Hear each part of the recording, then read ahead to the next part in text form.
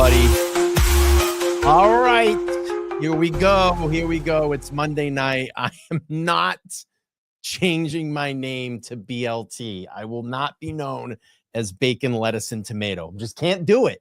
I can't do it. I see it in the chat. Everybody says BLT, get your name in there. Not gonna happen. We're LTL. I love it. LTL Media.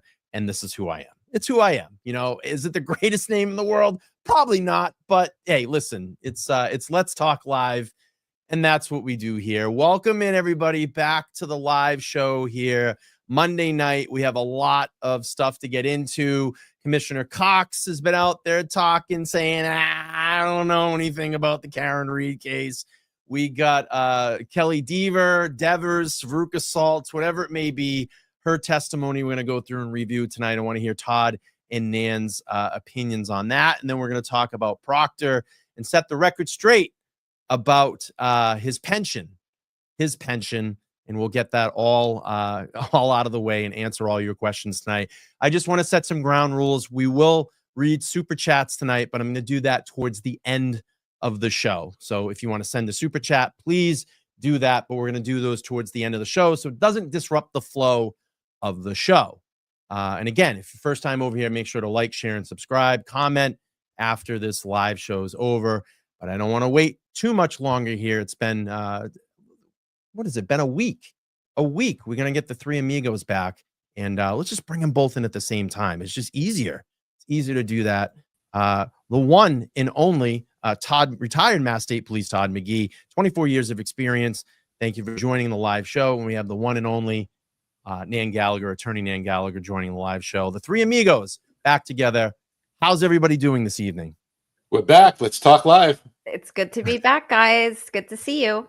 It is very good to see both of you. So over the last couple of days, last Thursday night, we had Boston Police Commissioner Cox out at a function and was grabbed by the mainstream media and got asked this question about Kelly Devers, Veruca Saltz testimony and her, her meeting with Commissioner Cox. He said, hey, I was in Michigan.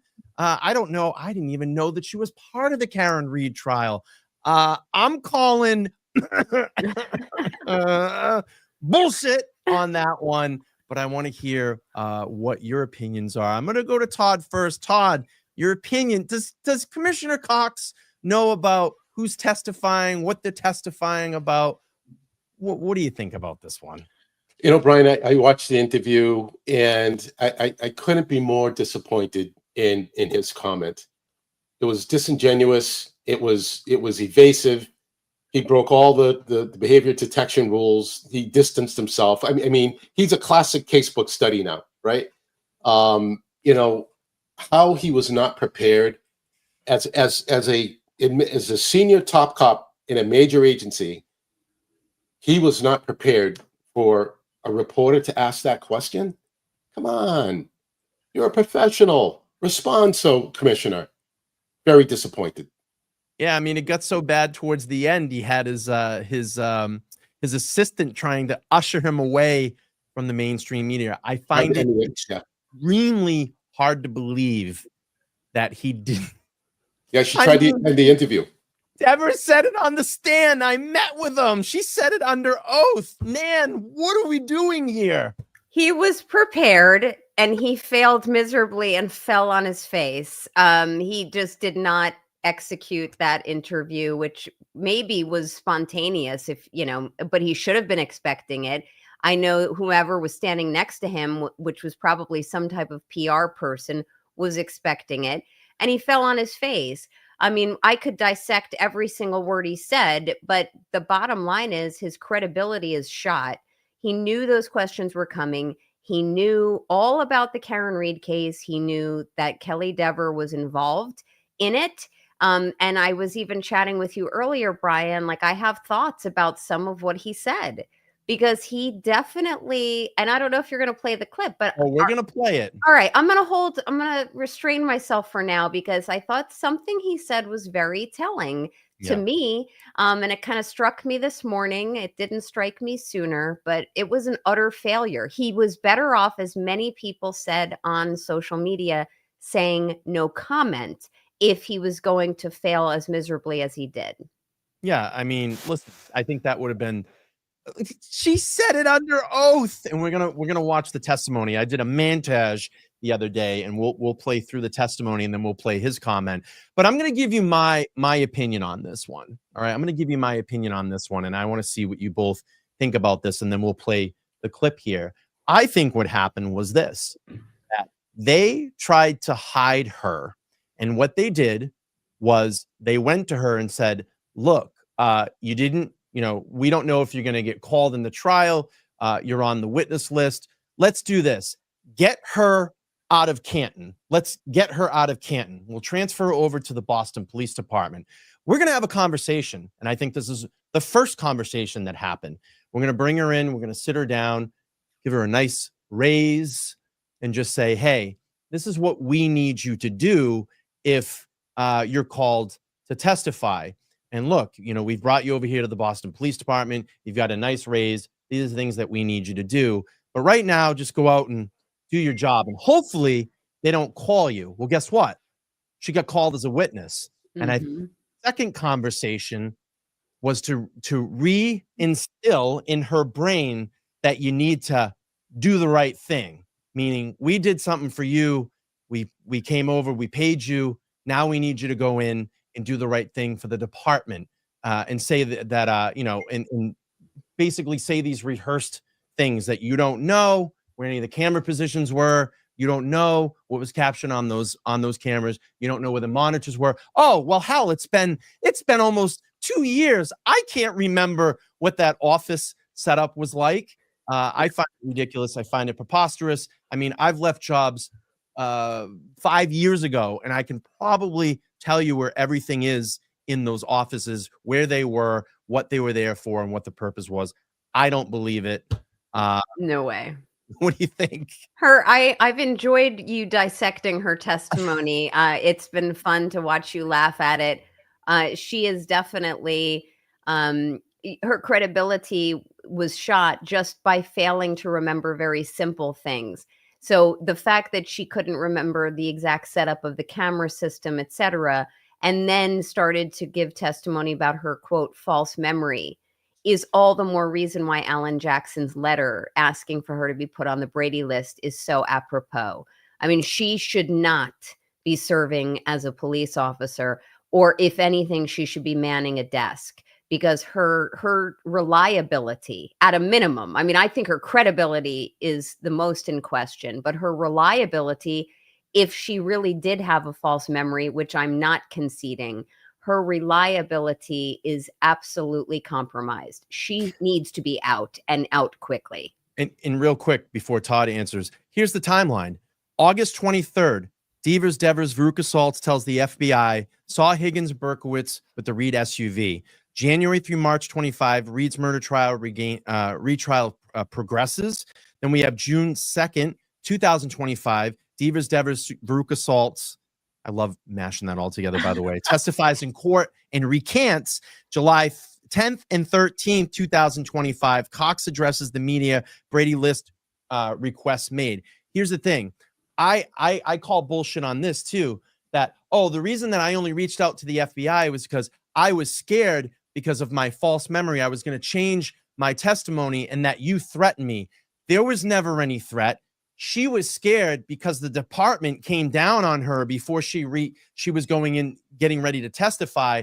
She reached out to the FBI and probably asked, hey, I have this false memory. I just want to make sure, am I going to be committing perjury or get any type of trouble if I go in and testify under oath and change my answer?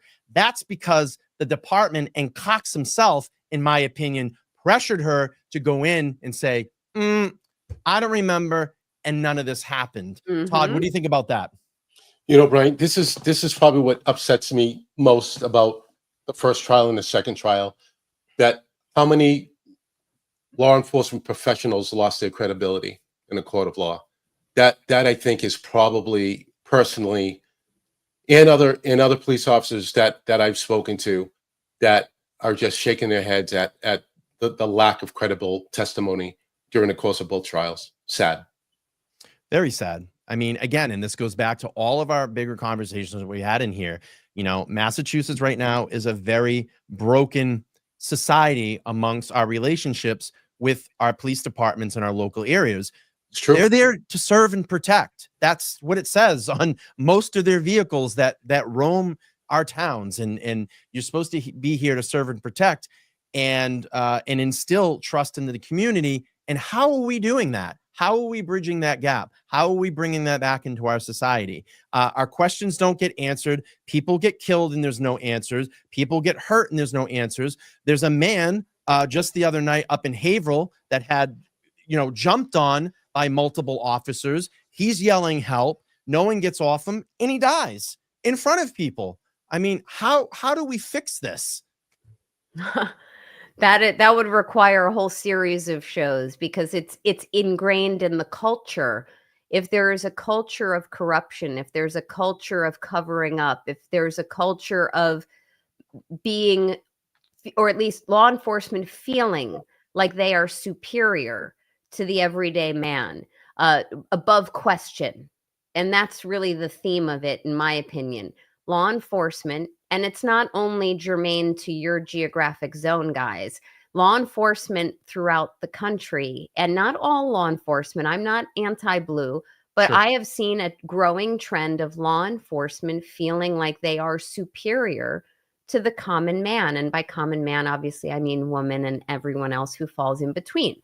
With all of that said, if you can't change the culture, then it's not going to change. And as we were chatting about in the green room, it's not just about training or better training on what to do if, for example, someone is positionally asphyxiated, as we were discussing. It just flows off the tongue, guys. Yeah. But, it's not just better training from a hands-on granular perspective. It's about training what to do under certain circumstances, what to do with crowd control, what to do if someone who's being restrained exhibits certain signs and symptoms or voices certain complaints. And as far as credibility is concerned, as Todd was saying, the amount of law enforcement who has put its neck on the line and bet on the wrong horse here, it's startling. It's just really startling to someone like me. So many of them are now crumbling. That's why your thumbnails are so apropos, Brian, whether it's a house of cards or a crumbling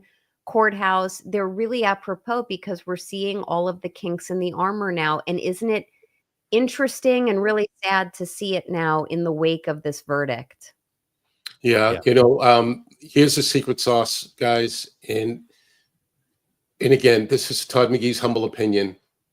The level of, or a lack of policing each other is more prevalent today than it was when I was active. Wow. Things happened in the course of a shift where you have to intercede. People, when I say people, police officers on occasion will get emotionally involved in an arrest. And this is what happens. And unless someone is there present with a cool mind to intervene, now it's written policy. It was never written policy when I was coming up and going and within. It was the right thing to do. The intervention is necessary, and any lack thereof, you have these custodial debts. That's so interesting. You mentioned the emotional investment or the overly emotional investment. I was speaking with a friend the other day about even just the scene when Karen was arrested the second time. And with the escalated charges against her. And these were featured in the documentary Body in the Snow. I'm sure elsewhere as well. But when she had asked, I want to be able to just change my clothes. I don't want to be on the 6 o'clock news or whatever news it was, dressed in my pajamas. And they show footage of Proctor making snide comments about her as he's walking up the driveway. She's crazy. She's crazy. Do you see that? Yeah, she's crazy. Yeah, And, crazy. almost like she's more interested in her appearance than really that's her. I mean, I believe, this is my belief, the policy and procedure manuals for the police might state otherwise. But I feel that a woman in particular should be able to have the dignity of being arrested, clothed and appropriately dressed and not paraded on the news in a way that might be perceived as inappropriate and not demure. Any police officer could have escorted her, even a male one, to her room or asked her to get her clothing and bring it out to a common area. Pardon the glitching. Always got to have something, Okay. guys. But bring your clothing out to a common area and let her get dressed, even if it has to be supervised. But it was Proctor's emotional investment in that arrest, like it's a win for these guys, and they've got to bring this trophy home or bring it back to the station. Really bothers me, and I don't think I'm alone. I think a lot of people feel like the police are doing more than just protecting and serving. It's become like personal, and that type of sense is really where, to go back to your question, Brian, I don't know if it's solvable. It's certainly not solvable with training. Maybe some training and a consistent training program will help, but it needs a full cultural overhaul. It is cultural. Absolutely. What's the mentality, Todd? I mean, what is it? Does this start at the training academies, or is this just something that's in, I guess, the veterans that are teaching the young officers that come in? Where does this start, and how do we kind of, I guess, cut the head off the snake to like, to Nan's credit, revamp this whole system, the culture? Every police recruit will go through what we call a break-in period, which is your probationary period. And if you don't have a professionalized police department, what you will have are veteran officers saying, listen to me, forget everything that you learned in the academy. You're now in the real world. This is how you handle and conduct yourself. That's the start of the bad cultural seed. If you can't control that narrative, then you're going to have a department that is heavy-handed. You're going to have a department that the community fears and not respects. And then you're going to have all these one-offs of these different incidents. I've seen it over and over. And to Nan's point, it's not Massachusetts by itself. It's different, less professional police departments around the country. And I think, in talking about like bridging the gap, things that I saw when I was a kid, when we had the DARE program, I thought that was even a great program for kids and adults to interact with officers in their neighborhoods, get to know who they are. I don't see that in the state of Massachusetts anymore. I don't even know if they do it anymore. And it's not even really something that I think would be heavily budgeted, right? I mean, you just have an officer that would go out. I mean, I remember they used to come in and talk to us in the school. They would bring in, literature and do demonstrations and teach us about drugs and, having interactions with police officers. But we don't even see those things even taught in our schools anymore, or even just through our communities. But then when I do actually get to see those videos of, maybe I saw one not too long ago, which was great. There was some kids that were playing out on the street. They had a basketball hoop, and the neighbors had kept complaining about, they're bothering traffic or making too much noise. And the police officers came into that community. Instead of scolding them, they got out of their car and actually played hoops with the kids. And they made that bond and just said, you guys keep doing what you're doing because you're doing the right thing. We don't see that anymore. We don't see enough of that. And I think that's what we need to bring back to our communities. It's, Brian, another layer, like you just perfectly described the DARE program, where you had officers, it was their job to go out and talk to the students. But look at how our society has shifted towards protection of our students. So now, instead of having DARE officers, you have school resource officers that are there to be a deterrent to threats. So we're just in this really weird bubble. And I'm not excusing anything away. Police officers must maintain a sense of decorum, must maintain a sense of respect and dignity, and represent their department and their community. But there's another layer that seems to be impacting the good that was being done at one time. Right. And I mean, I could talk about this all night, guys, but I do feel it's worth even mentioning that if higher levels and supervisors allow this type of conduct and behavior to persist, it's definitely not going to improve. So when we say it's cultural, I absolutely feel that it is, and I know you both agree.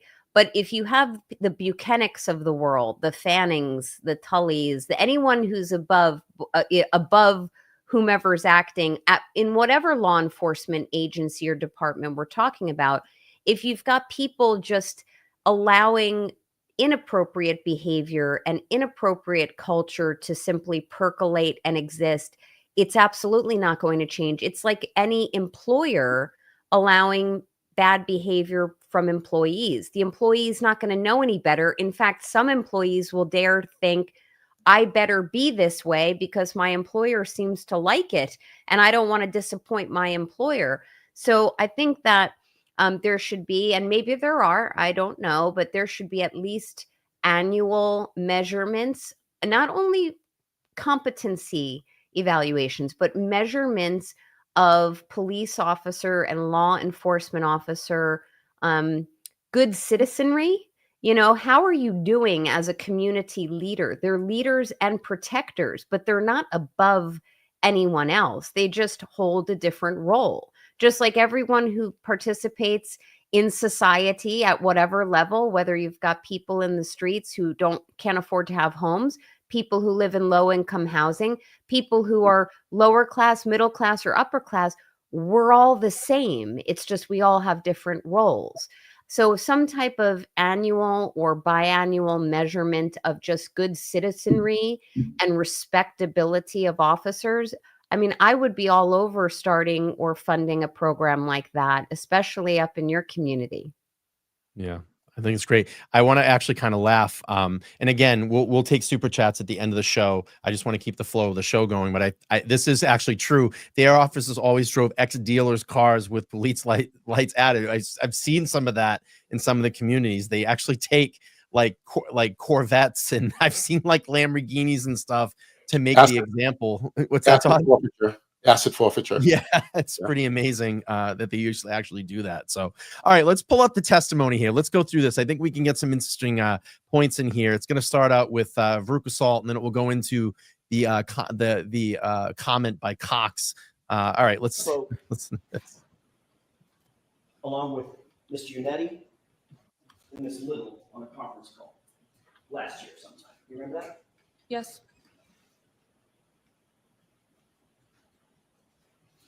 Between the time that you were interviewed on August 9th, 2023, and when we spoke sometime in maybe it was April or so of last year, does that sound about right? Yes. Did you have any conversation with any other party about your potential involvement in this case? No. Did you have a conversation with anybody in the commissioner's office at Boston Police Department? Not about anything malicious. I didn't use the word malicious. Why do you say malicious? I had a conversation, but it was my department saying, regardless of what I need to say on the stand, they support me. You were asked to go to the commissioner's office, correct?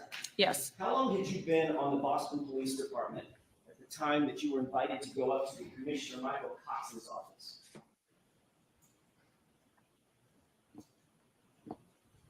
It had to have been before the first trial. So. And I know it was when the agency released information to outside people. That's not my question. Okay, so I don't recall. Okay. So we've already got the admittance there. She's already been up to the office. And guess what? It was before the first trial. So this goes back to my prediction, my intuition. Let's get her out of Canton. Let's transfer into Boston. We can bury her. We'll pay her some extra money, and maybe she'll be quiet. And hopefully they don't call her. Hopefully they don't call her. And then what did we have before the second trial? We had the meeting, the do the right thing meeting. That's my read too. That's my read too. I think there were actually 2 meetings, or at least 2 occurrences, which could be reduced to writing, where there was an effort to conceal her and sweep her away from even being discovered in this matter as being relevant to some of the key critical timeline here. And also, I think that there was a do the right thing type of meeting, which I'm sure we're going to be talking about. I can't wait to hear your comments on that. All right, back to testimony. You don't recall how long you had been on the force, generally, at the time that you were called up to the commissioner's office, on the Boston Police Department?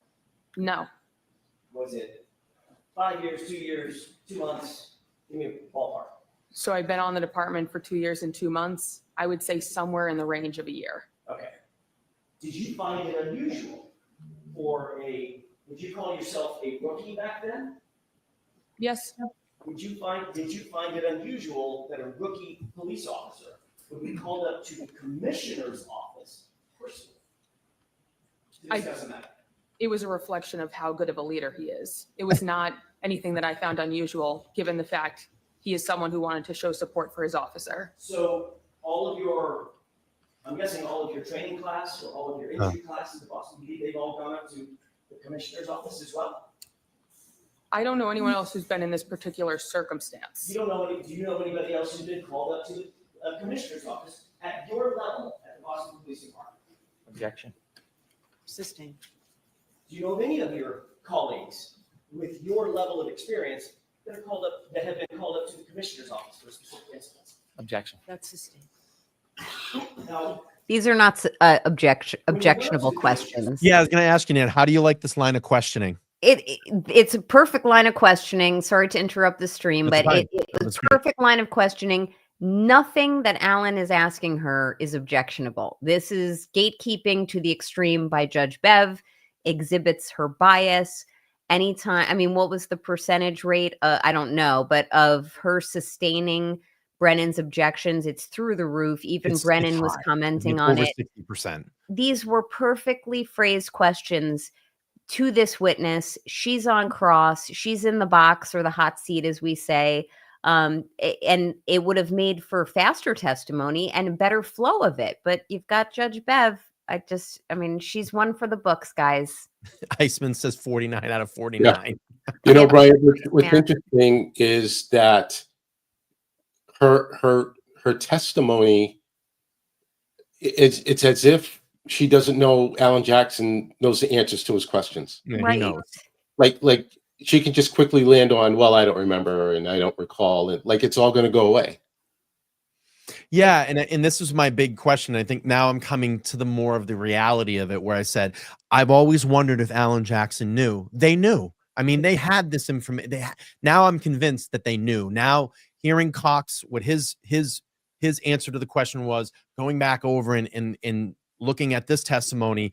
Now I'm putting two to two together. Alan Jackson knew that this reaction was going to happen, and it actually gets kind of comical because there starts to get the friction here, and Bev goes, it's your witness. I mean, he starts laying into it, and he's like, yeah, I know. And he's just going to go there with her. So let's pop back up the testimony. This is great. Office. Did you respond to his indication he wanted to see you up in his office? It wasn't a direct line of contact from him. Okay. Did you respond? Did you ultimately go? That's what I mean by respond. Did you go to his office? He's my boss, so yes. Okay. And who else was in that office? Me and him, the two of us. General counsel for the Boston Police Department? No, it's just me and him. During the conversation that we had last year, did you say that general legal counsel for the Boston Police Department was also there? Objection. Not during Sustained. that conversation. Objection. Next question. Sure. You saved Was her. there another time that you Yeah. went to the commissioner's office where general legal counsel was there? No, You ever met general legal counsel for the Boston Police Department? yes, Was it in the commissioner's office? no. When was it? During my conversation with the agents. Oh, You took a lawyer with you to talk to this other law enforcement agency?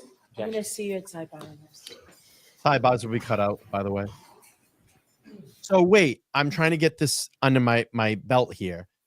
So she's saying that her representative counsel was not in the meeting, but I'm sensing that Jackson has a feeling that counsel was in during that meeting. So she's going to flip the script and say, no, it was during when I met with the FBI. Yeah, I have some suspicions here, if I may.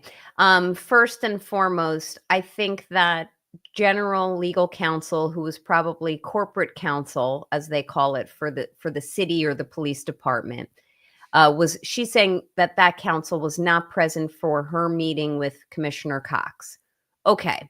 However, the sense I got when I heard her give her testimony, and the sense that I've gotten now listening to it again, is that I believe that corporate counsel for the city or the police department was present and participating in either a phone call or phone calls or emails or correspondences between the commissioner and or his representative. He may have like an administrative assistant or a secretary or something like that. I think that there are written communications between his office and her, asking her to come to his office. They'd like a meeting, and that the corporate counsel was involved. If I were an interested citizen in that vicinity, I would be making a FOIA request for all written communications between his office. I know. Am I winding? We're gonna get into it because you ain't gonna get it. Well, We're gonna talk about this. I know we are, Brian, but I have a comment to your response to Come your on, FOIA man. request. This is I will. Massachusetts. It's like it's so back Massachusetts up there. But You're I not will gonna tell get it. you, I saw the response you posted that you got from your FOIA request, Yeah, and we're gonna talk about that in the next segment. I have thoughts. I have thoughts, as we say here in New Jersey and New York. So, but by the way, I want to add that now that we have, and I'm sure you're going to show Commissioner Cox's ridiculous We are. interview. I think there needs to be an inquest. I think now he's saying one thing, she's saying another, and there needs to be a sit them both down and let the public decide who's lying.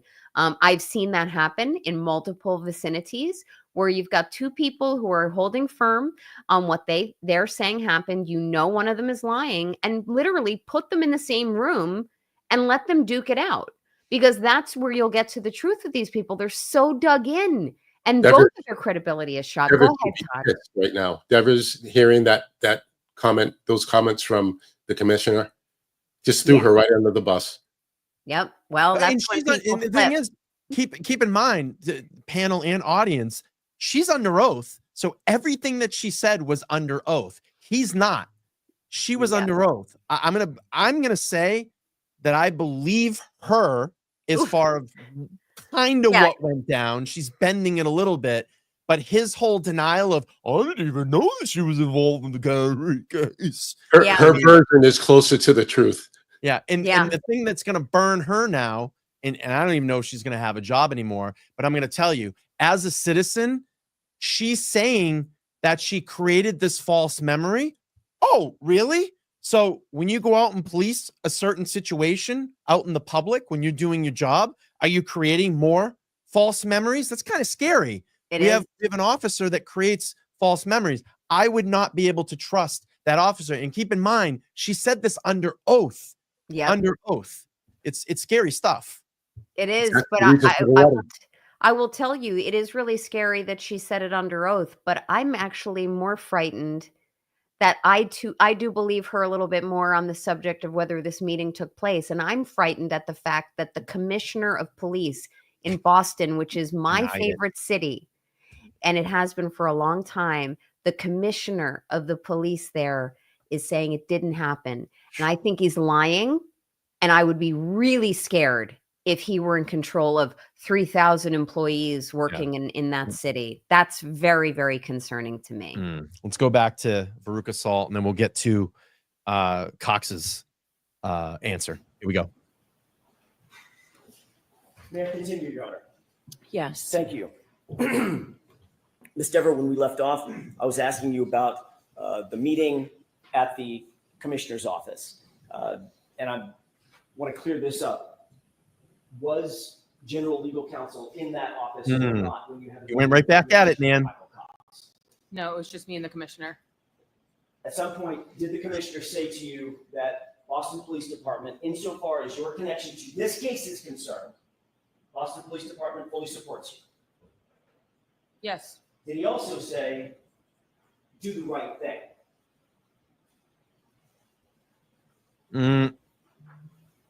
That's a direct quote. So I can't recollect if he said a direct quote 2 years ago. A year ago, when you talked to us, the defense, did you tell the defense that when you were called up to the commissioner's office, he told you two things? Commissioner Cox told you, number one, the Boston Police Department supports you, and Officer Dever, do the right thing. So he said my name correctly. He said Dever. And That's my mistake. Let's see, like, you want me to repeat the question so I get So, Mr. Jackson, let's go ahead and answer, please. yes, and he said nothing with the intent of guiding me one way or the What other. his intent was, madam. I Oh, asked you what he said to you. What so were his good. words to you?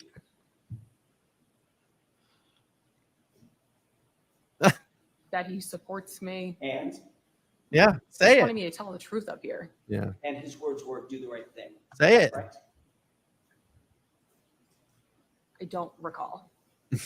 That's different than he didn't say that. During the recent Here we go. Reed trial, you got a visit from Officer Kelly Dever.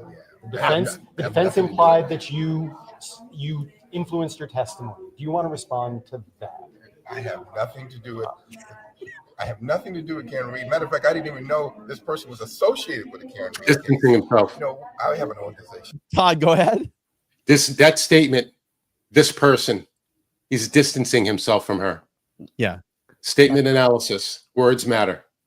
Yeah. Remind me never to have any further conversations with Todd because he's going to dissect every single thing I say. He's amazing. It's amazing. This is his expertise. 24 years, Nan. He frightening. knows. He knows. It's just, I love the whole like, I didn't know anything. I love that. It's All just- distancing. and they always come with smiles. I love it. All right, let's go back and listen to this. Here we go. To that. I have nothing to do with. I have nothing to do with Karen Reed. Matter of fact, I didn't even know this person was associated with the Karen Reed case. You know, I have an organization, Philip, over 3,000 people, and we support all our folks. And the reality is that, you know, I get information passed on, whether people are high or low, and I encourage everyone, right? And if you're going to work here and you belong here, then we're going to encourage you. I have no idea what they're talking about with Karen Reed. It had nothing to do with Karen Reed. No discussion about Did you Karen. tell Officer Dever to do the right thing? I didn't know she was even associated with that case. So, you know, I don't know. I was struck. Like, what do I have to do with the Karen Reed race? I never have said those words together. And so the fact is, you know, it's much to do about nothing. We have employees here that we have to develop. And You know, encourage and Brian. I do that for tons. Go ahead, Todd. I'm going to take you back in this immediate response when I make the connection for everyone. Our former President Clinton in the Monica Lewinsky scandal. Oh, yeah. That's the play out of that playbook. Yeah. It is. Brian and I are old Not enough have to know sexual that. relationships with that woman, Miss Lewinsky. That's so true. and while we've paused, this is the point in his interview that I wanted to highlight for you and for your audience, which is if you hear him, he is saying, quote, if you're gonna work here and if you belong here, then I'm gonna encourage you. Now, I take that in its most literal sense. You know, he's thinking that when he met with her. He was, you know, his philosophy is, and somebody can try to disabuse me of this opinion, but you will fail miserably. His opinion is, if you want to work here, you're going to do the right thing.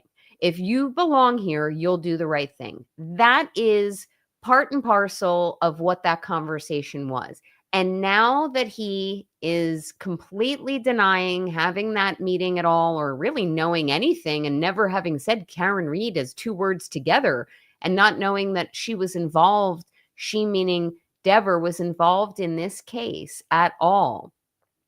I have a sneaking suspicion, not provable right now. I have a sneaking suspicion that Dever went out on family medical leave because she probably lost her shit and got very upset that her, quote, employer and boss, which she referred to him, he's my boss, turned on her, and she's probably, and I'm not a clinician, but she's probably traumatized as to what her next move is. And I anticipate she's going to flip. And if I were her and I had chosen the wrong path, like she did by perjuring herself, in my opinion, I would take what he just did, and he could have handled that better. And I would go home, go out on leave, talk to various attorneys. Not me. Don't call my office, Dever, because I'm never going to answer your call. But talk to various attorneys and say, what do I do here? Because they're hanging me out to dry. And any good attorney who's worth their weight will tell her, you've got to come clean. You've got to admit that you perjured yourself, that you felt pressured to do so. Here's why. And you were afraid of retaliation, etc. If you do come forward and admit your wrongdoing, there will be an investigation of that. And you have job protections, because if you do come clean and you do tell the world, including her employer, the City of Boston Police Department, that she is standing firm that there was a meeting, they cannot fire her. There are retaliation and whistleblower laws that are in place in every state, and I'm sure up in the Commonwealth as well. So I would 100% advise you, Ms. Dever, if you're home sitting back on your couch, eating bonbons and wearing slippers and debating what to do with your life, and knowing that you've thrown your police career down the drain, call your attorneys who you seem to have harangued during your testimony and talk to them, and come forward and throw every single law enforcement officer who is a piece of you-know-what under the bus, and blow it all down. You've got to tell me that an officer that was on the Boston police officer that died during one of the most high-profile murder cases in years in the state of Massachusetts, that you don't know anything about it, and that you don't know that one of your officers would be a key witness testifying in that case, I find that absolutely hard to believe coming out of Cox's mouth. Right. And one of the officers was one of his own, you know. Yeah, that's what I'm saying. Right. Yeah. There's no way. And if he is that stupid, if Cox is that stupid, because Cox, you're coming off that stupid to me. If you are that stupid, you should not be in control of the Boston Police Department. You should be out. You should not be the commissioner. You're unfit to serve, sir. You should be out. Yeah. I know a lot of chiefs of police. I know a lot of superintendents, and all of them, every man and woman that leads an agency refers to their people as my people. They don't distance themselves under any circumstance. Even if they're in the wrong, they still take ownership of the employees that work for that department. Right. He could have said something just in line with what Todd's saying. He could have said something like, Kelly Dever is one of our own. I'm not going to be answering any questions about her or her testimony. I'm not answering anything. Even if it went beyond no comment, he could have said that. He didn't have to distance himself, which I'm so happy that Todd is like my friend now, because I get to talk to him and learn his insights beyond just sitting in the chats. Todd is right. This distancing, this is what you saw when Jen McCabe called 911 that night. There's a guy outside in the snow. You know, it's not John O'Keefe, my friend, Officer John O'Keefe has been hit. This type of distancing, I'm sure many behavioral analysis and all of the people who can really underlie and investigate just diction and lexicon that people use, they will tell you that distancing is a sign of deception. So, I mean, we're not done talking about this. There's going to be more developments. 100%, Nan. Yeah. 100%. Do you think maybe the distancing is, well, I don't know. The feds might be still watching. Well, put it this way, as I've always thought that they never went away, but I heard some FBI agents, current and former, say in the last week or so, it doesn't take much, even if they did close their investigation, which they didn't, just reopen it. Yeah. Just reopen it. Like you can close it in the morning and reopen it by the afternoon. I've had that happen. So we'll see. But yeah, the feds, if you weren't listening, you sure are now. Yeah. before I go back and finish up his comment, because I want to hear, he goes, I wasn't even there, I was in Michigan. We got to play that. I just want to just welcome everybody in. If you're just coming into the chat, my guest this evening is Attorney Nan Gallagher, and we have a 24-year veteran of the Mass State Police, retired Mass State Police Trooper Todd McGhee joining here. Let's go back to, and please make sure to like, share, and subscribe if you haven't already, and turn those bell notifications on so you know every time I go live. Let's go back and finish up his comment, and then we'll move on to Karen Reed inking a book deal, and then we're going to talk about Proctor to end up to wrap up the show. Let me just pull up. I love this. I was in Michigan. I love this. Here we go. I've never have said those words together. And so the fact is, it's much to do about nothing. We have employees here that we have to develop and encourage and do things. And I do that for tons of our employees. Do you feel that you were inappropriately drawn into this as some sort of boogeyman? That case is over. And, we've got a lot of other stuff to talk about. I have nothing to do with Karen. I'm in the state of Michigan. Brian, another indicator. Did you see the heavy swallow right before the end of the interview? Under stress, the vocal cords restrict. Yeah. You can't control it. It's a physiological sign. It's a physiological leak to stress. And I'm going to tell you, I bet you if he opened his coat up, he had sweat stains from probably here all the way down. All the way down, and sweating, panicking. Just put him like a bucket of water. The Michigan comment concerned me. Not only as distancing, but also I had seen somewhere in a chat that he had that Cox previously served as a chief of police in Ann Arbor, Michigan, until I think it was like July of 2022. Now we know that John O'Keefe was killed not by Karen Reed in January of 2022. So I have a feeling, and I don't think I'm alone, that what Cox is trying to do now is say, I was in Michigan, which is where I was serving as chief of police in Ann Arbor, Michigan, during the relevant time period of the killing or death, whatever you want to call it. And then, it was a killing. I'm sorry. I'm trying to be euphemistic. Yeah, but anyway, I was in Ann Arbor, Michigan in January of 2022 until I was installed. I believe it was roughly July of 2022 when he began serving as the commissioner of the Boston PD. What he doesn't realize is I believe, and your chat could correct me if I'm wrong, that Dever wasn't questioned until after that. Maybe she was questioned after that, if questioned by law enforcement or FBI agents. Either way, it doesn't matter because she was in a meeting with him subsequent to when he came to Boston and when he was serving. So, I mean, he's making a distinction that he shouldn't be making. It's making him look less credible. So just go ahead, Todd. Yeah, that to Nan's point, that insertion of his time at Michigan is misplaced. Yes. You see, he says it much more efficiently than I do. Timeline was this, Nan. August 2023, Dever told FBI that she saw Higgins and Berkowitz with Reed's SUV. January through March 2025, Reed's murder trial progresses. We have June 2nd, she testifies and recants. And then July 10th through the 13th, 2025, Cox addresses the media. And then we had the Brady List request. She testified June. I just said that she testified June 2nd, 2025. She recanted earlier FBI claims about seeing Higgins and Berkowitz. Defense is now pushing for her to be placed on the Brady List. Todd, can you tell us and explain to everybody just so they understand what a Brady List is?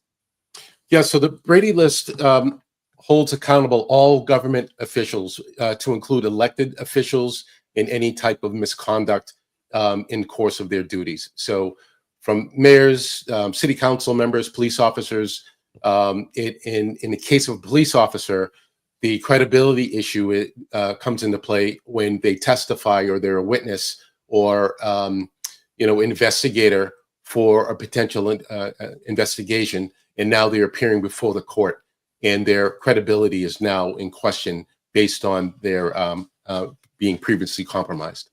Mm. It's Excellent. very, very important because it puts defense attorneys and prosecutors, frankly, on notice that somebody in law enforcement or an elected official's testimony could be significantly compromised. That can be used for exculpatory purposes, and that can also be used for impeachment purposes in order to allow for a very strong and robust cross-examination of that particular witness. And in this case, there is no more valid reason than what we've just gone through thus far to place Dever on the Brady list. And I just wanted to point out one little additional point on this, which is look at what we got here. You've got Karen Reed's defense team still working, doing important services for her post verdict. So Alan doesn't have to do that. Alan could just take his ball and go home. But here he is saying, no, we want her on the Brady list. That's tremendous that he's done that. He could simply walk away. He's actually doing a service for all of you who reside in that area, in that jurisdiction, or anyone else. If, for example, if Kelly Dever decides to move to an additional jurisdiction, let's get everyone forewarned about her. And while we're at it, let's throw Commissioner Cox on it. He is pissed. Yeah. He is pissed. And I've heard that firsthand from his lips to my ears. I've heard it. He is pissed. And I remember saying that we still have a lot of work to do when I've been around him. And I love the fact that they are putting the hammer down. Because listen, they put the hammer down on Karen Reed for almost 4 years. Yep. They stripped her of her life, her reputation, of everything that she ever stood for. She needs to rebuild all that back again. And even when people get acquitted because they've been wrapped up in such a high profile murder case, this doesn't go away for them. It continues on and on. She's going to have to answer questions now for the rest of her life because of the way that society is. We see it with all the trolls, all the trolls online that continue to attack her. And this is going to be a great segue because we're going to get into her book deal and what the McAlberts have just recently said about all of the harassment that they're receiving. But all I see is people online continuing to harass Karen Reed, say that she is still guilty. She is the one that killed John O'Keefe.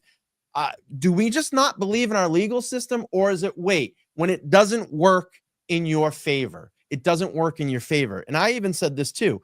Whatever would have happened to Karen, let's just take it to the other extreme, okay? She gets convicted, she goes away, whatever it may be. I can guarantee you, every single person in this chat, every single person in our community, every single person, creator, boots on the ground, whatever it may be, would still be here. We would take, and I hate to say this, take our lump. We would be very pissed off, but you know what? We would continue to fight. We would continue to fight to find a way to help in any single way that we can do and stand behind her legal team and her appellate team until this was final and over. Not harass, not go after the blue shirts or whatever you want to say. We wouldn't be doing that. We would pull up our bootstraps and say, okay, we still have a lot of work to do here. 100%. Brian, if I may, I don't normally do this, but Brady Starr in the chat's asking if Cox knew that Devers was being deposed by the FBI. 100% absolutely. The last thing any police officer wants to get caught up in is not notifying their leadership that they're involved in an investigation. That's just, which then adds another layer above and beyond what Alan Jackson was asking during testimony. So she probably met more than once with Cox around this testimony. And here we go here. Cox started his seat as commissioner on August 15, 2022. And like Nan said, he was the chief of police in Ann Arbor, Michigan. So that goes back to, let me look at my timeline again. She, tells the FBI in August of 23, so about a year later, that the FBI saw Higgins and Berkowitz in the SUV. He knew of this trial. He knew it was going on. He absolutely knew it was going on. So to sit there and play, I didn't know. Again, I'm not buying it. I'm not buying it at all. I don't, when we're looking at this saying, how do they keep on lying this way? Every single level of law enforcement, whether it's a simple rookie cop to the mid-levels, to the sergeants and the lieutenants, now the commissioner, and all different departments, is the only, and no offense, Todd, because you are excluded from this list, but is the only honorable law enforcement officer in this whole storyline Sergeant Nicholas Barrows? Please tell me. Yeah. It can't just be one. There has to have been someone else. It looks that way. Yeah. Wow. I feel so badly. This is why I can't put this down. I need to however I can help, whether it's just keep talking about it or give some insight, because the squeaky wheel gets the grease on this. Yeah. I preemptively made my post like a couple of weeks ago. I remember saying like, oh, our work is done here. We need to move on. And, there's going to be other things that we get involved in and talk about. Absolutely. We're going to do that. But man, this is just like, and I hate to use the expression, but it's been the gift that just keeps on giving. There's so many other things to talk about. And I think we're going to be here at least another year. Talking about this stuff until it ends, until we get justice for John. All right, let's move on to our next segment here. I saw this from the New York Post, and the headline reads, Karen Read lands lucrative book deal while witnesses face continued harassment after the acquittal. And I'll read a little bit this, and I'm going to kind of chop it up as I read it. Life is moving on for all the key players except for John O'Keefe's family after a Massachusetts jury found former girlfriend Karen Read not guilty of all homicide-related charges in the death of the outside a midnight house party during a blizzard on January 29, 2022.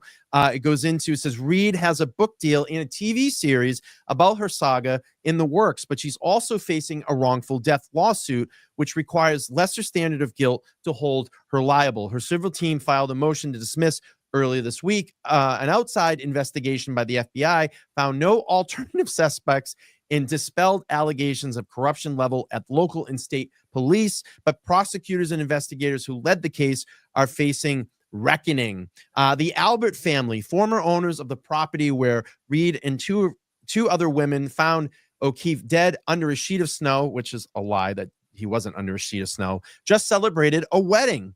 And it goes on to say, Jennifer McCabe, a key witness in both of Read's trials, and one of the women with Read that morning is a new bride's aunt. At the wedding, attendees pitched in to hire a private security after Read supporters allegedly circulated the venue online. Local police made their presence known too. A marked SUV was parked at the front door of the church steps. Kerry Roberts, a friend of O'Keefe, who was also present with McCabe and Read when they found his body, also told Fox Digital News she is among the witnesses facing ongoing harassment campaign along with the Alberts and the McCabes and the O'Keefe immediate family. Quote, I do not know why they're making Jennifer McCabe a villain. Well, gee, maybe because she Googled Oswald and dying cold at 2:27 a.m. As she said on the phone interview, quote, all she did was answer the same phone call I did. Karen called her. She didn't call Karen. This is so stupid and bizarre. The victim's mother, Peggy O'Keefe, is dealing with harassment of her own, including a woman seen dancing on a video at the foot of her driveway after Read's acquittal. And I love how they try to lump this in as that the Free Karen Read supporters. We don't even know who that person is.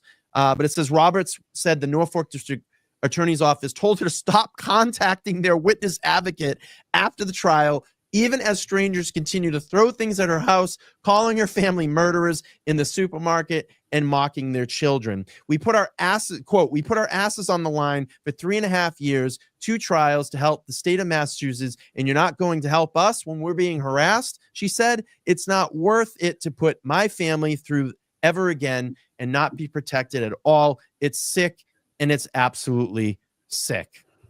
What do we make of all this? Nan, I see you moving there and shaking. Does anybody have Kleenex? Because I'm very emotional over how upset that Kerry Roberts is. Oh, and others. I mean, I have no sympathy for these people, Brian. I'm sick to my stomach that they're going to play this harassment card in perpetuity. And one of the reasons why at least some of them are doing it is because there are pending charges against Aiden Carney that are for witness intimidation. But also, I found it very rewarding, I guess is the only way I could say it, that Kerry Roberts is upset that the Norfolk County District Attorney's Office and their witness advocate don't want to have anything to do with her anymore. And there's so many reasons probably why. One, the trial is over. Witness advocacy and protection does not last in perpetuity. It comes to a conclusion. Once there is a judgment, which this verdict was reduced to a judgment, and it was for OUI. She was acquitted on the other charges. It's over. You don't get the protection of the county for forevermore because you think you're being harassed. She has rights, Kerry Roberts. I won't spell them out to you, but if you feel that you're being harassed, you have rights you can pursue. I dare tell you it's not witness intimidation rights under that God-forsaken statute up there because you're not a witness in anything anymore. Mhm. In fact, you're nothing anymore. But as far as she's concerned, I think I really loved reading that article. I was tickled pink to read it because they don't want to have anything to do with her. And partially because she admitted on the stand that she perjured herself previously. And honestly, if she's really that upset about anything, what she should be upset about, in my opinion, and as you guys know, I don't really hold my opinions back, but if she's really upset about something, she should be upset that she got completely duped by Jen McCabe and by Peggy O'Keefe and the McAlberts in general. Had she come forth as a, quote, real good friend of John, then she would have definitely done the right thing here. So I have no sympathy for her. And then as for all the others, boo-hoo, you can look fabulous in your wedding attire. That doesn't bode well for your future claims that you have against Aiden Carney if you're going to claim that you are somehow emotionally distressed by intimidation, alleged intimidation that he raised against you. I mean, if you're going to look like you belong on the cover of a magazine, but then tell some future jury that you were so intimidated and emotionally distressed by the acts and overtures of an award-winning journalist asking you tough questions, it's not going to bode well from a perspective of criminal law or even a future civil action. Yeah, I just want to make sure that everybody understands this. I don't condone anybody to go out and harass any of these people. I'm not condoning that. What you do in your free time is your own thing, but I don't condone it here on this program.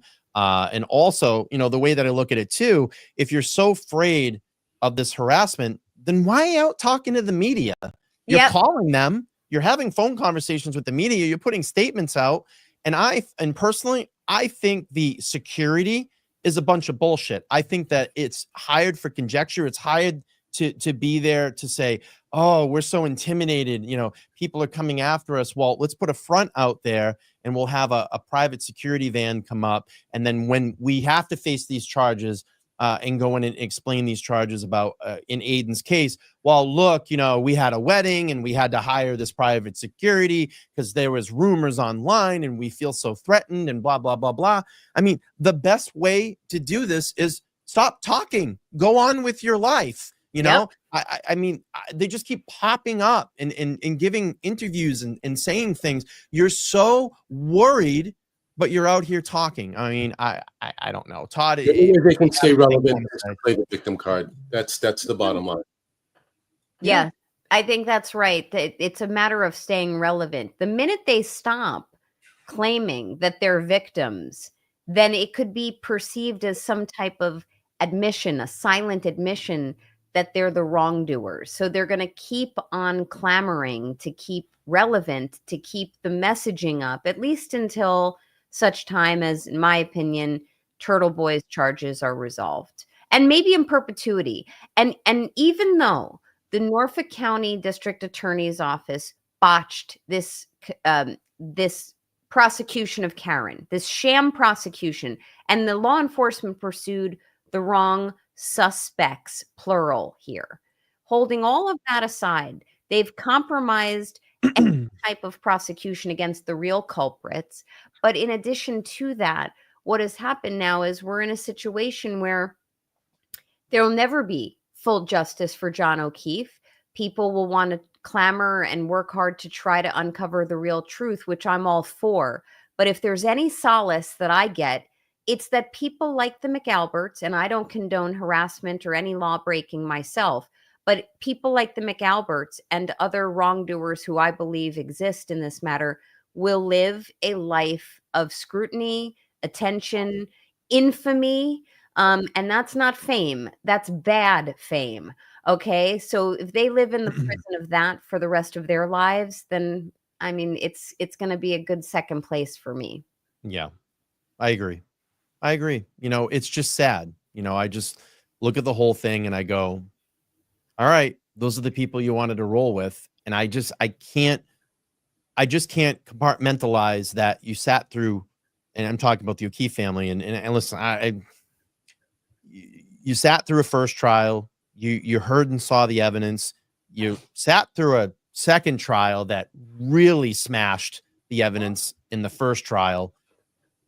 And you can't be sitting there and going, you know, maybe we're wrong on this thing. Maybe the people got something to do with this. And it is kind of funny that, you know, this officer did this and the 2:27 a.m. Google search. And, you know, geez, those wounds on John's arm kind of do look like dog bites. And it's a little weird that after this whole thing, the dog gets rehomed, killed. And then they sell the house and the floor is replaced. I don't know if that's I'm going to tell you, if I ended up dead on someone's lawn after going into a house and dropped off by my girlfriend and walked into the house and I end up dead on someone's lawn, I can already tell you this. My mom would say, drive me over there immediately. And she would do this. Hi, can anybody explain to what happened? Because that's the closest thing. That is, it's a home. You know, we go to someone's house. I wouldn't be going like this, turning my head, looking around the neighborhood going, gee, I wonder what happened.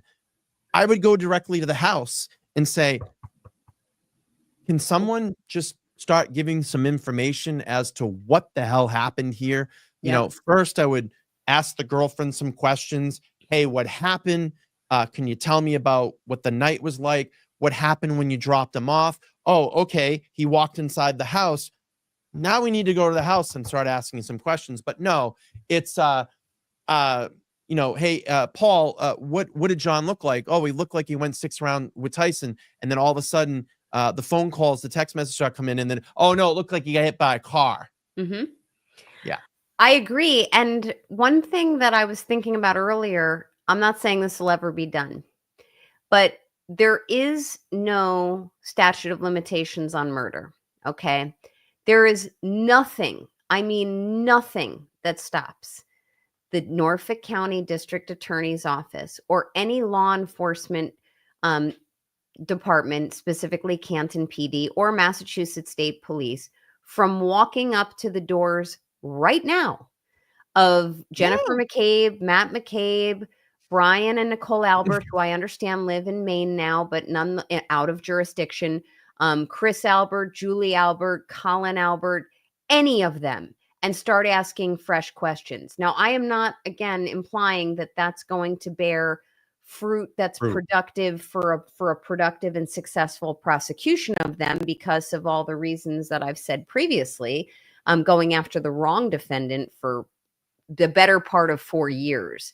But they can start asking new questions, separate them now, and keep them under whatever the maximum level of custody is for custodial interviews. Don't let them get their story straight and start asking questions. They'll all invoke their right to their probably existing counsel. I know many of them have counsel already, and start asking the tough questions. Trust me, it will bear at a minimum inconsistencies in their stories and inconsistencies in their prior testimonies.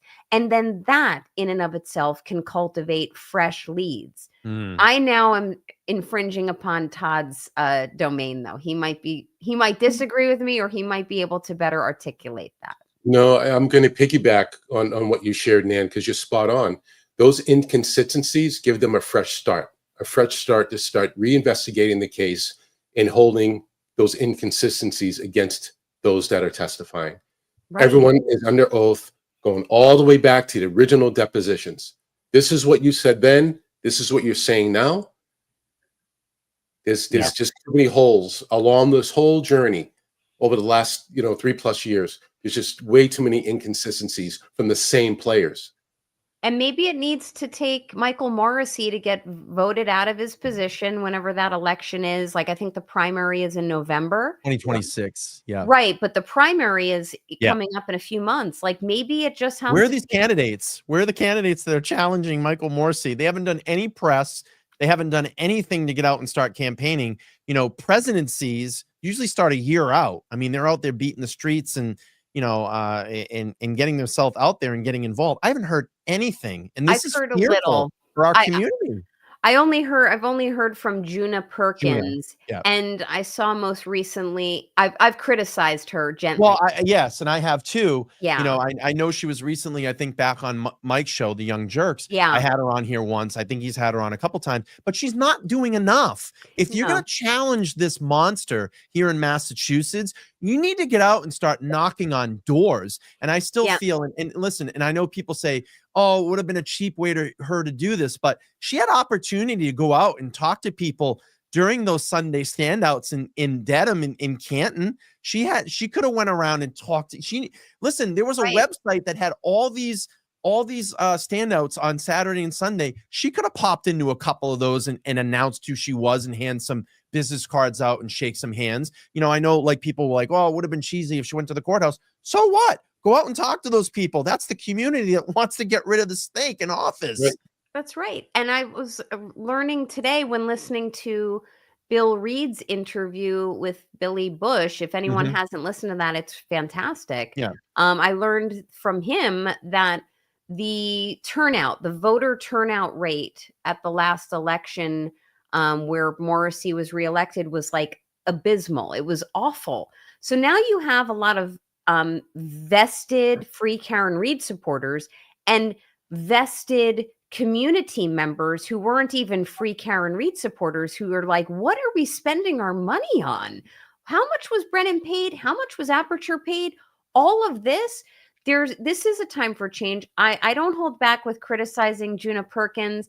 I think she missed major opportunities, and it's not too late. But I will say, like, I saw one statement that came out today or yesterday from her where she was criticizing him. Okay, but we could sit here and write things down on paper all day.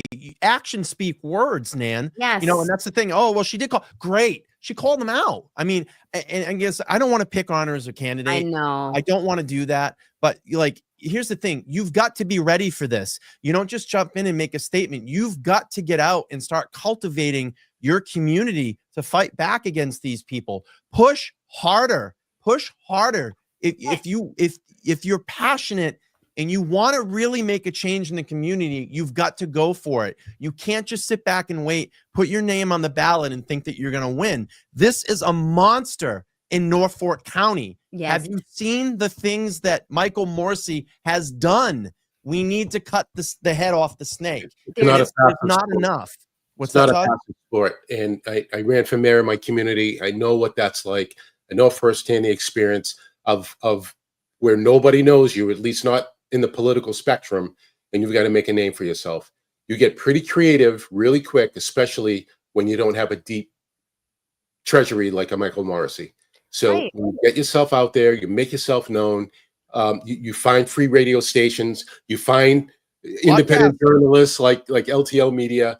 That's how you get to the masses. Yeah. And Todd, I'm sure as law enforcement, you have experience with dealing with district attorneys in terms of, I imagine it's not that far of a stretch to conclude that a district attorney needs to be able to exhibit the gumption and, frankly, the proverbial balls to stand up to law enforcement, to push back on law enforcement who might be pushing an agenda. Law enforcement might push back on a district attorney as well if they feel the district attorney is pushing a certain agenda, or is not seeing what they're seeing.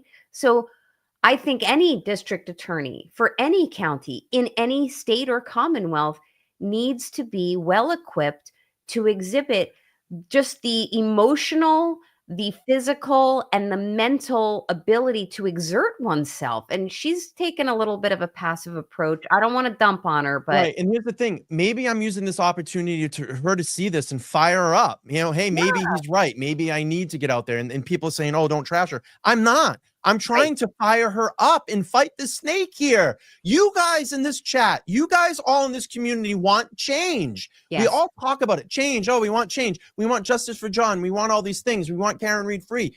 You've all accomplished that. Now we have to get to the head and cut the head off the snake. We need a powerful candidate that's going to come in and not be afraid and speak up, you know, and speak up and do something here. And I know I'm getting loud and emotional, but I want it to end. I want real change in this community, and I want justice for John. I question still, are we ever going to get that? But to Nan's credit and going back and saying we need a DA that's going to come in and not be afraid and tackle this and really get to the bottom line of what happened to John. Yeah. I mean, it's a passionate topic.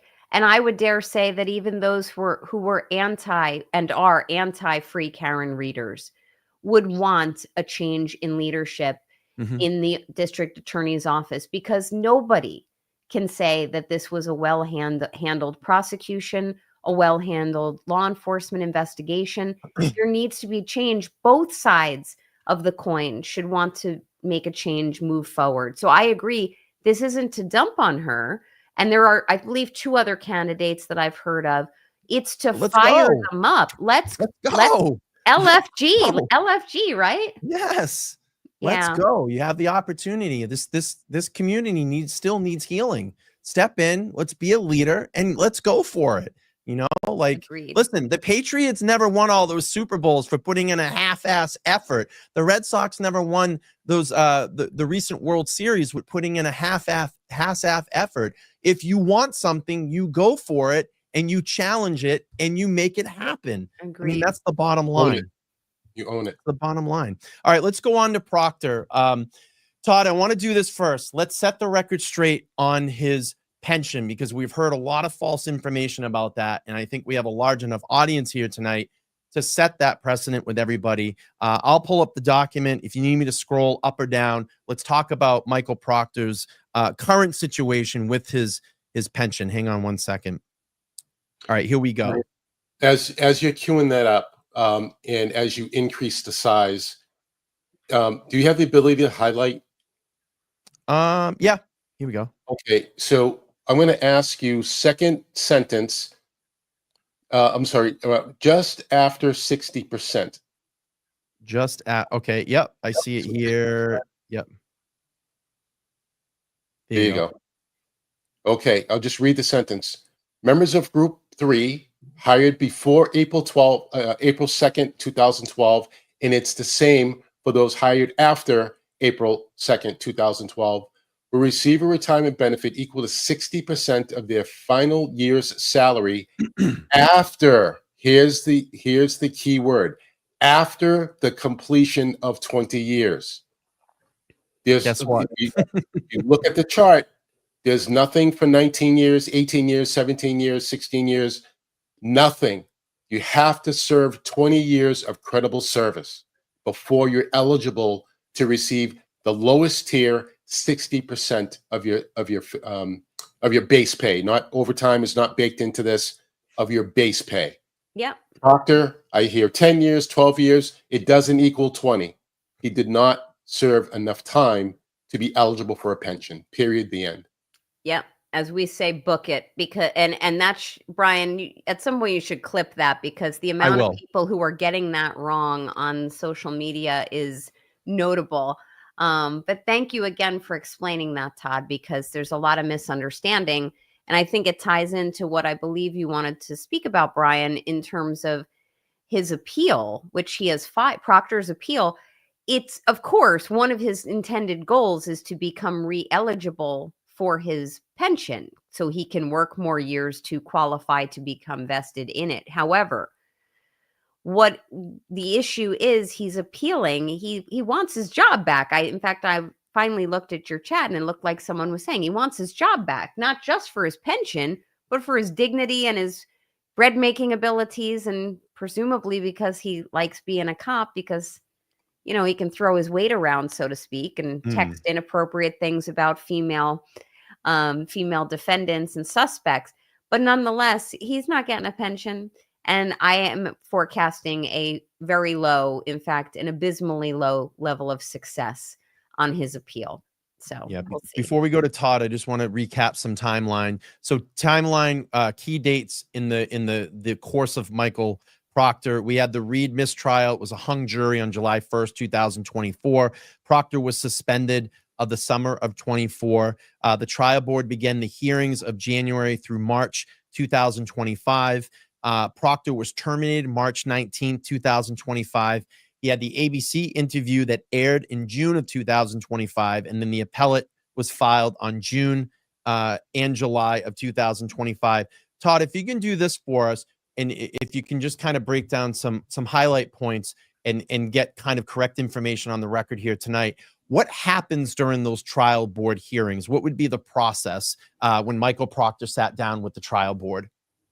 So the trial board is initiated usually by, I believe, the ranks of detective lieutenants, captains, and they are like investigators. They are fact finders.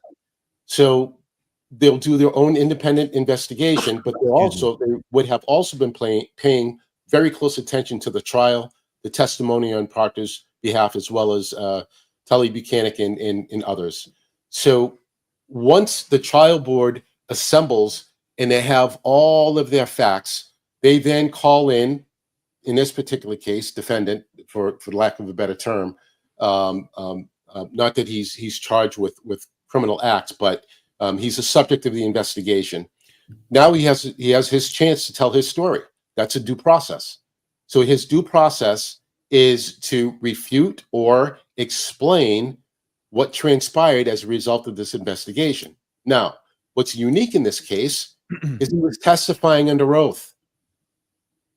This wasn't a circumstance where maybe it was a judgment call, or maybe he made a bad decision on an arrest, or there was a false arrest, or it was testimony under oath.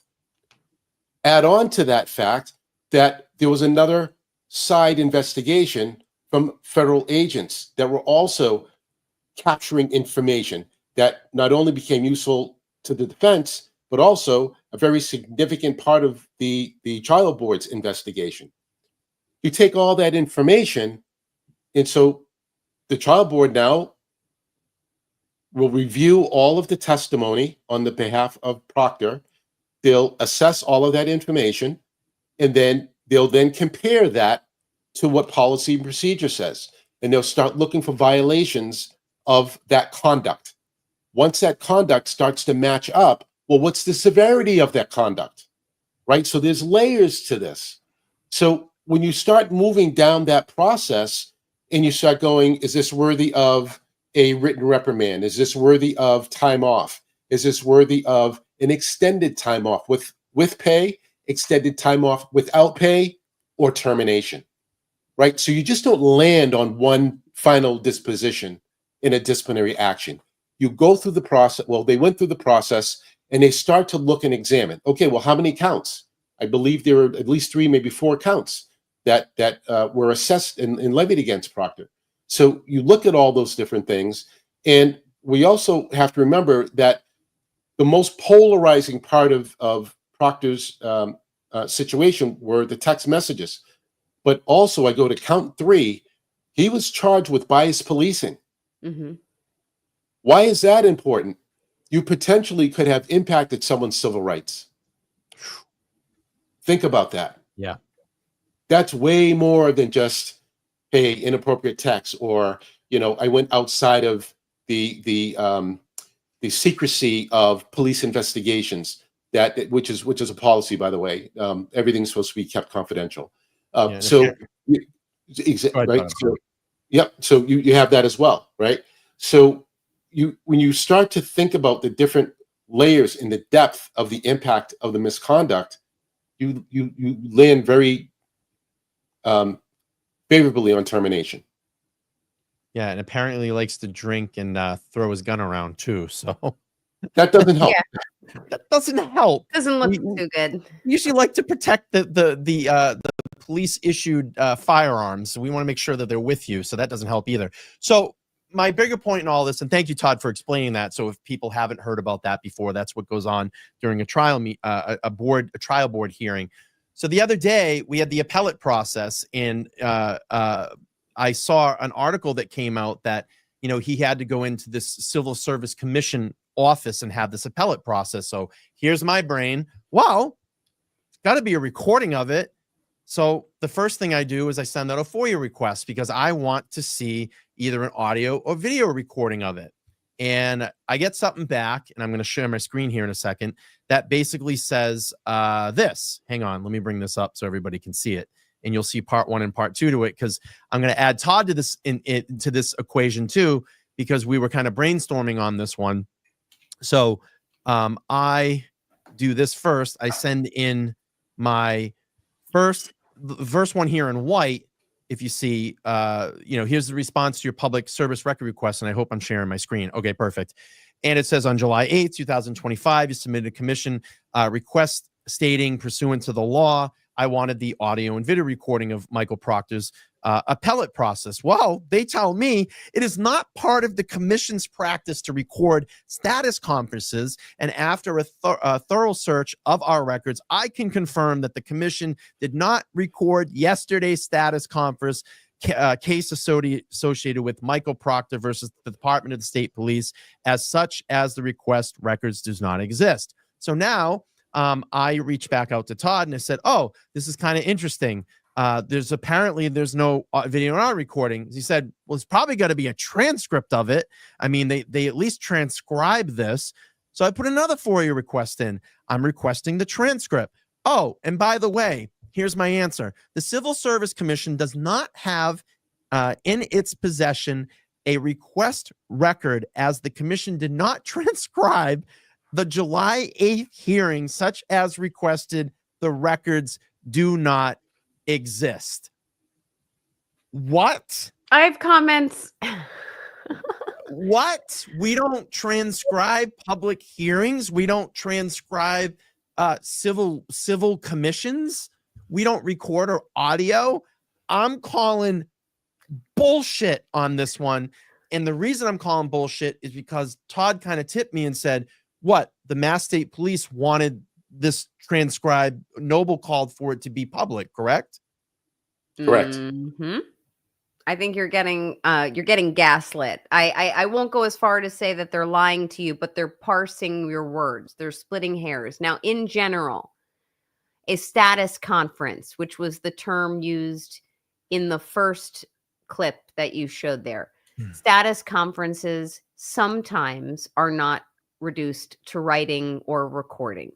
I will give them that. A status conference sometimes is something as perfunctory as what dates work for you, what dates work for you, how are you producing your documents, do you have all the documents? It's that procedural.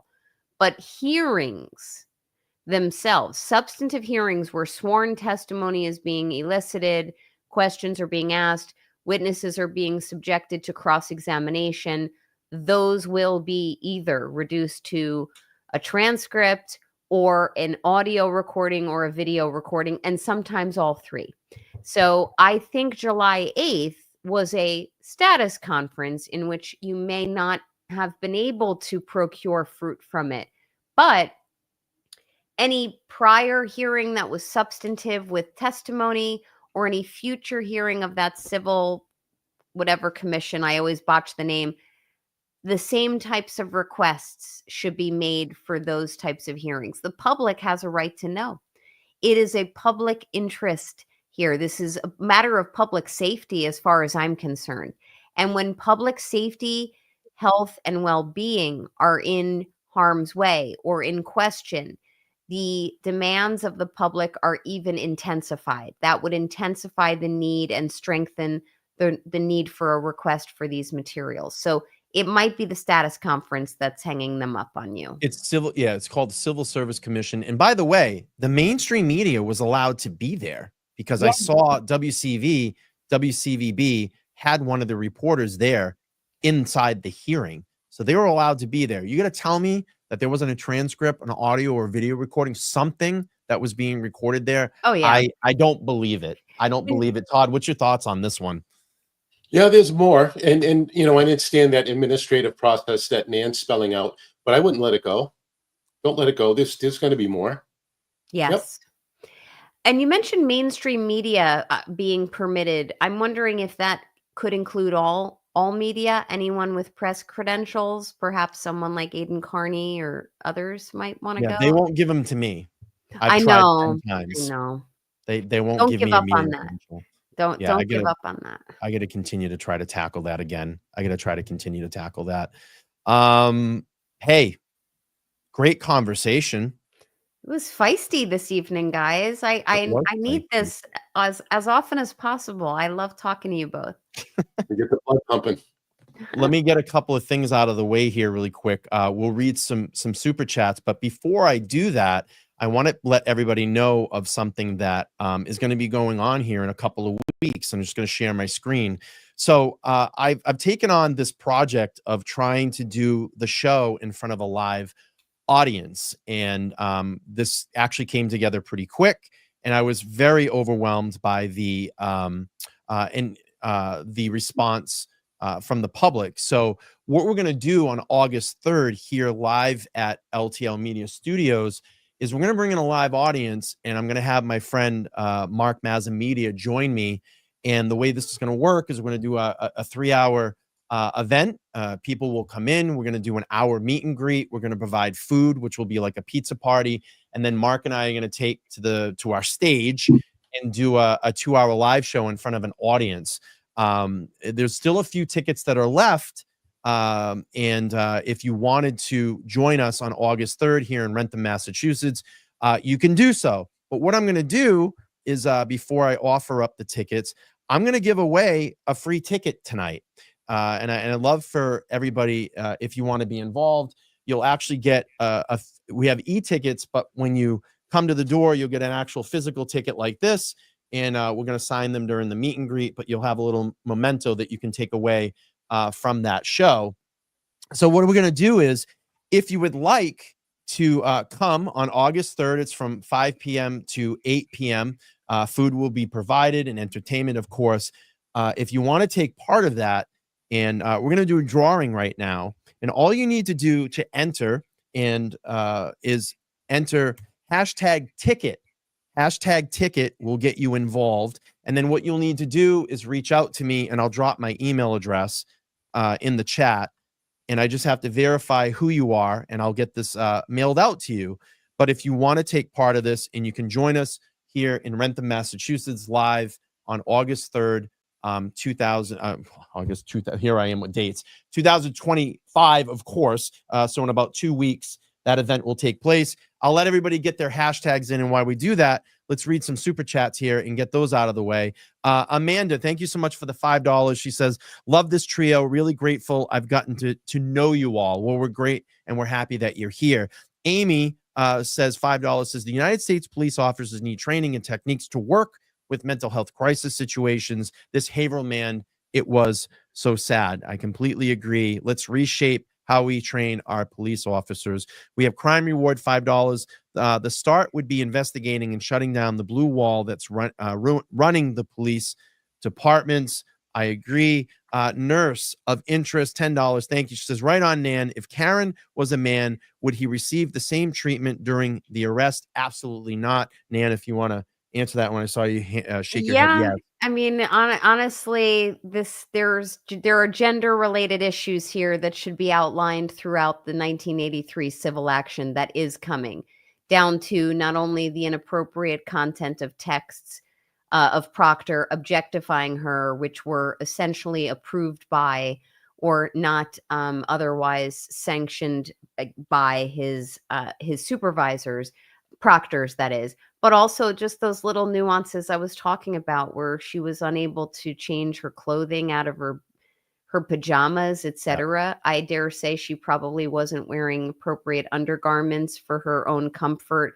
These are things that would not have taken much time, would have not placed the officers at risk, and would have given her as a female a level of dignity and comfort in an arrest process, if there can be any at all. Yeah.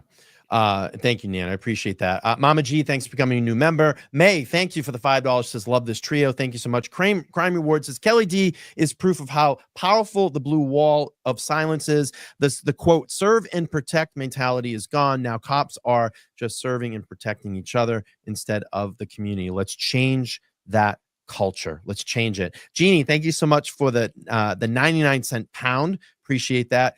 Kate Cops, $10 says, do you think Dever will sue? Is she probably promised an unearned promotion with a wink, and now she's going to lose her career because of her guidance? What do you think, Todd? Do you think that she'll sue? Yeah, I think Devers is in a world of hurt right now. The commissioner totally backed away from her, distanced himself from her. If she did a good job by herself, damaging her credibility, he just put the nail in the coffin. So moving forward, and if there's any other scrutiny from the feds, this whole thing is going to blow up in their face. Yeah, I don't see her suing. I mean, maybe in the future, if she were to blow the whistle on Cox and say, and she flips, and then she's terminated, then she would sue for under the state or Commonwealth whistleblower statutes. But right now, she's in a compromised position. I feel, my opinion is, she's perjured herself to some degree. And when you're in that position of weakness, you're not in a position of strength to file a lawsuit yet. Let's see what happens. But I anticipate and forecast movement. There will be a development on this issue. There's a standoff between Dever and Cox, and I need to see who's going to come out on top. I think she'll have to suffer some type of consequence, some significant consequence, in order for her to go in that direction. Correct. Yeah. Mama, thank you so much for the 10. Says, hey all, lots of love, and Nan, you look great. Thank you so much. Please pass the pepper. Thank you for the 5. I appreciate that. Adam Teeper Legal, if you didn't see our live show yesterday, you've got to go back and watch that. Everybody loved him here in the studio, so we're gonna of course have him back at some point here. We'll do another 617 with him. He gifted 5 memberships. Thank you so much, Adam. I appreciate that. Let's see, Ham Sammy. So Scandally, I love this. Thank you so much for becoming a new YouTube member. I appreciate that. Ali, $5 says, they're the kind of they're kind of like the clap. No matter how you try to forget, they keep coming back. Yikes. It's a crazy way to explain that. $20 says, when Brian Albert said, quote, the criminal justice system failed them at their interview, when he literally had seen no consequences in the Karen Reed, especially 2, barely included any of them. So what to do that they think that they are actually what they're owed exactly. I completely agree. I get where you're getting at. Stephanie, thanks for becoming a new member. Please pass the pepper. Thank you, Todd. I was misinformed. Get this out. Believe me. Another $5 is, in my opinion, they only feel strongly they are let down because they have a vested interest in needing someone else found guilty. John and Karen and the O'Keefes let them down. Canadian $2. Thank you so much. Look at this. Mermaid, a member for 3 months. Thank you so much. Congrats on the 50K. Yes, we just hit that milestone the other day. Congrats to you. Thank you so much. I appreciate it. Nancy Joe, thanks for the 20. If Dolan makes the prosecution release everything to Aiden's attorney and the prosecution decides to dismiss all charges as the opposition to give over the really bad stuff, can Aiden get that bad disclosure in a civil action? Go ahead, Nan. Wow. Bear with me one second. If Doolin makes the prosecution release everything to Aiden's attorneys and the prosecution decides to dismiss all charges as opposed to give over the really bad stuff, can Aiden get that bad disclosure in a civil action? Yes. Sorry to reread it to give you a short answer there, Nancy Joe. Chrissy, thank you so much. I just saw the Aussie Insider. Bev Ganoni was transferred to Plymouth County Civil Court, where Karen's next trial is happening. I haven't seen that. I haven't vetted it, but thanks for the information. We'll look into it. That's very common, by the way, for judges to be transferred. Don't read anything into it. Dre, thank you so much for the 10. Says, as an MD, and HIPAA violations in Proctor's texts are outrageous. Says each violation is a minimum of a $50,000 fine. Wow. And then I don't agree with that comment, but that's okay. I'm a healthcare lawyer, doctor. That wouldn't fall under HIPAA. It's a breach of her privacy, but HIPAA only governs electronic medical records. But thank you for your super chat. Yeah, thank you. Karma, $2 says Todd Higgy works for ATF. Could FBI be biased to Higgy? I don't see it. I think FBI, you know, they're going through their own struggles and strains. However, I always say this: good cops don't want to work with bad cops, and you'd be surprised out of all the scandals. And again, I love Brian. You know how much I talk about my I won't badmouth my former agency, but the scandals that have taken place, there's been a lot of troopers that have been called out on the carpet, have been terminated, have lost their pensions, and have done jail time. So I'm going to take that same kind of mindset at the federal level, that if there's wrongdoing and there's some type of criminal connections, they're going to hold those accountable. All right, let's give away a ticket. How about we do that? So again, if you want to get in really quick before I stop talking here, hashtag ticket. We're going to give a free ticket to our August 3rd live show from 5 p.m. to 8 p.m. You can come out here and see myself and Mazza Media in front of a live audience. We're going to do an hour meet and greet with pizza. We'll hang out. There's going to be a lot of great people here. We only have 3 tickets left, but I'm going to give one freebie away tonight, and then I'll drop the link in the chat if you want to come up and buy a ticket. They're only $30 a piece.